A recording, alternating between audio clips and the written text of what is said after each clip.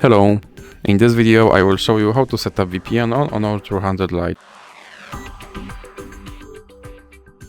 So you have to start by opening your Google Play Store and then click on search bar and type in Turbo VPN and click search. Now select this application and click install.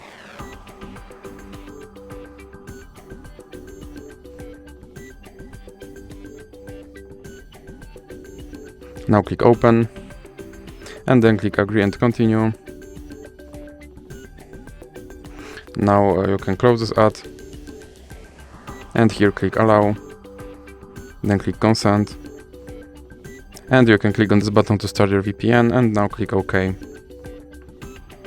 And now you can close this ad again, and as you can see my VPN is now set to Netherlands. So that's it for this video. If you liked it, please remember to leave like and subscribe.